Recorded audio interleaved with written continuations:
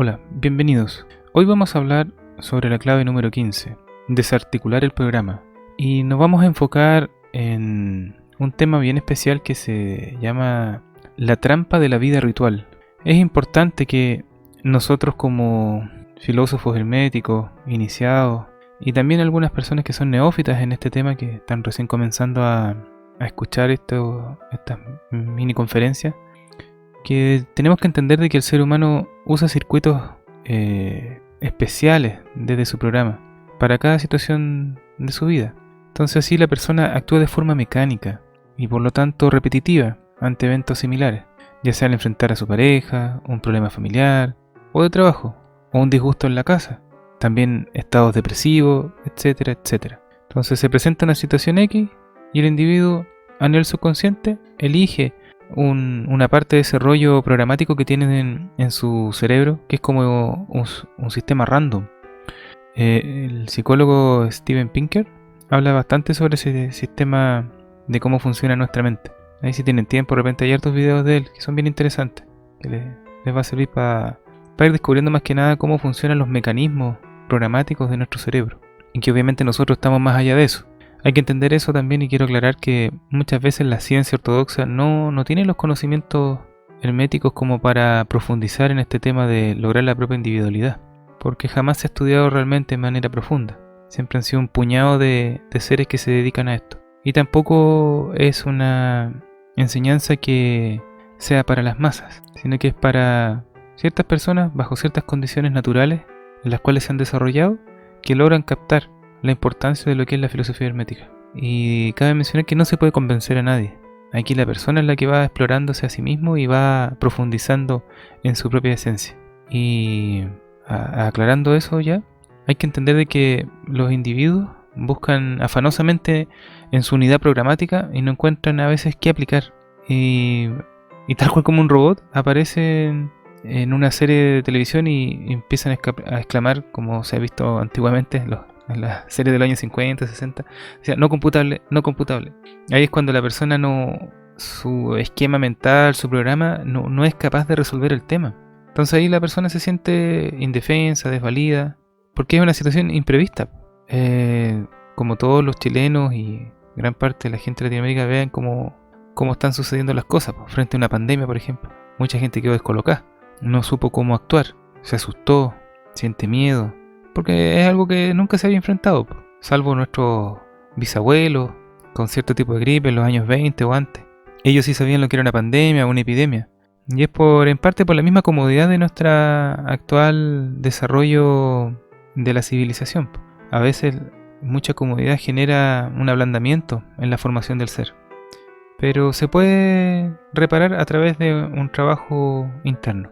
De eso no hay ningún problema. Entonces es muy importante que comencemos a entender de que cuanto más incómoda, imprevista, desagradable, impactante, dolorosa o traumática sea una situación que nos veamos obligados a enfrentar, más posibilidades tenemos de trascender la mecanicidad, saliéndonos en ese instante de nuestro propio programa y despertar de verdad.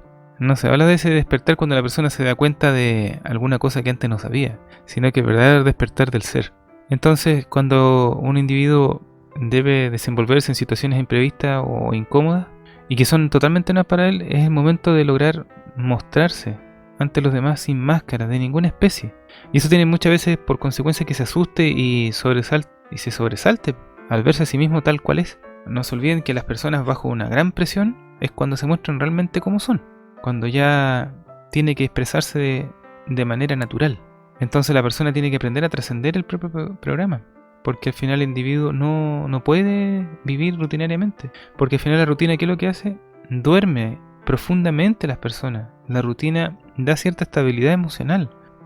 Fíjense ustedes cómo era su vida rutinaria antiguamente con respecto antes de la pandemia. Se los pongo como ejemplo porque todos estamos viviendo el tema de la pandemia y cómo los medios de comunicación nos empezaron a bombardear con información y más información, y las personas se comenzaron a asustar y su vida ritual se vio transgredida. Entonces las personas están incómodas ahora en sus casas, los que pueden, y hay otras personas que obviamente no han cambiado sus hábitos, pero hablemos de las personas que han tenido que cambiar sus hábitos, sus tradiciones, sus hábitos, sus sueños, la inercia, las autoindulgencias, su mecanicidad. Todas esas cosas son términos sinónimos y hay que entender que cuando aparece un evento más o menos fuerte, la persona despierta. Aunque sea una persona que no tenga un conocimiento hermético, también va a despertar de manera rudimentaria, pero igual se da cuenta de su propia indefensión frente a lo fuerte de lo que es una enfermedad. Se ve con la posibilidad de que puede morir. Entonces, esas cosas hay que comenzarlas a observar dentro de nuestra propia vida, porque puede que nos pasemos varios meses más en cuarentenas o cuarentenas limitadas, y hay que aprovechar esa situación, aunque no sea una vorágine de acontecimientos. La calma también a veces es una forma de prueba para las personas, porque hay personas que no pueden estar asosegadas, como se dice, necesitan estar en constante movimiento, pero esta es una oportunidad para aprender a vivir con poco movimiento, hay que tratar de adaptarse. Entonces así muchas veces uno puede empezar a observar estos choques psicológicos que se van produciendo por la destrucción paulatina de los topes, como hablamos bien en la conferencia anterior, y los mecanismos de defensa que se colocan obviamente como amortiguadores. Y aquí es donde se produce un seguro y gradual despertar.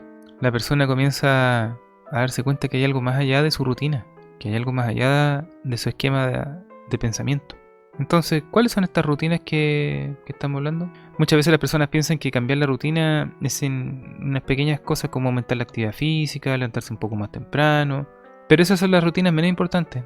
Las verdaderas rutinas que son necesarias de cambiar se refiere específicamente a las rutinas emocionales e intelectuales. Ese tema de las rutinas emocionales es cosa de que los que vayan llevando un libro de vida, un cuadernito, vayan notando las sensaciones que tienen durante el día, a modo de experimentación, una semana completa. En la mañana levántense y escriban ahí en su cuaderno cómo se levantan, cómo se sienten, o cuando les pasa algo, cómo reaccionan, y vayan haciéndolo por un tiempo prudente. Y después revisen eso, léanlo. Van a ir viendo cómo los ciclos de mecanismos de respuesta hacia los aconteceres de la vida están totalmente como un engranaje, muy bien aceitado por esta rumia mental que tenemos muchas veces, como rituales internos. Entonces por eso es importante que las personas tengamos esta capacidad de ir juntando la suficiente capacidad de poder magnético como para darle fuerza al yo volitivo, que lo había explicado en varias charlas anteriores, que es la única posibilidad de realizar verdaderos y profundos cambios en nosotros mismos.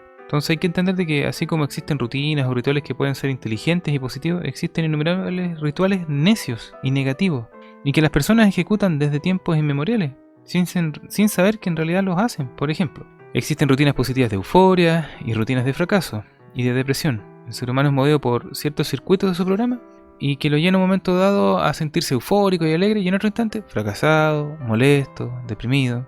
Entonces es una trampa esta cuestión. Y es la trampa más tremenda en la que están metidos los seres humanos. Y es la trampa de la vida ritual, o como algunos otros le llaman la trampa vital, donde la gente cree que cambiándose de ciudad, cambiando de pareja, cambiando de trabajo, o yéndose a otro país, conociendo a otras personas, va a lograr hacer una nueva vida, una nueva forma de vivir. Sin embargo, esa persona está totalmente alineada, está totalmente dormida, porque el cambio de dónde tiene que venir desde su profundo mundo interno. No existe otra forma de cambiar. El mundo es lo que es y hay que trabajar por aceptarlo. Eso no quiere decir que algunas personas no tengan las ansias de querer un mundo mejor para todos. Eso siempre lo hemos querido. Pero vamos al hecho de que para poder tratar de cambiar el mundo, primero tenemos que nosotros mejorar nuestro propio mundo interno. Salirnos de esos rituales destructivos. Entonces por eso es importante que las personas entiendan de que existe también, hay tipos de rituales y en realidad la gente piensa, vive, come de manera ritual. Y un rito es algo que tiene un significado que con frecuencia es conocido solamente por las personas que iniciaron ese rito. Y ocurre que después del significado se pierde y la gente repite las cosas como loro sin saber por qué lo hace. Por ejemplo, existe un ritual social y en ciertas celebraciones se debe ir vestido en forma específica y se conversa de tales o cuales cosas. Otros temas también son tabúes. La comunicación a veces con las personas que asisten se rige por ciertas pautas. Y no olvidemos también que existen rituales religiosos, los días domingos en la mañana. Las personas que llenan las iglesias, llenaban, y repiten las palabras del ceremonial en forma totalmente automática. Pero, ¿cuánto de ese ritual vacío existe en todo eso? ¿Existe ahí un contenido verdaderamente espiritual? ¿Una comprensión profunda del significado de la misa y de las palabras que se pronuncian? ¿O aquello es solamente un tributo a la tradición? Entonces hay que ir revisando esto.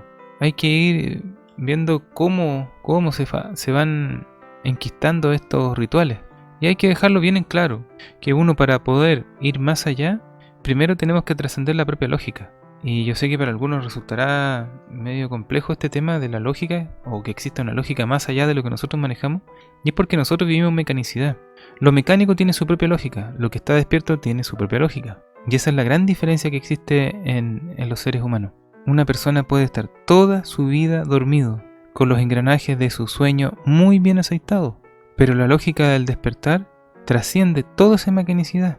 Y por eso que las personas se asustan muchas veces o temen ir más allá. Por lo mismo, porque es un mundo desconocido. Porque no es patrimonio de la humanidad, por así decirlo. No está el libre conocimiento de todo, porque este conocimiento se tiene que lograr a través de un trabajo metódico, de muchos años. Y por eso soy siempre majadero con este tema, de que no existen las cosas instantáneas en este trabajo hermético. Todo se logra a través de un proceso reflexivo y consciente. Entonces, tomando un poco enseñanzas del budismo zen, que a veces se establecía un diálogo entre el discípulo y el maestro, y que muchas veces no tenía explicación racional, y porque va más allá de la lógica.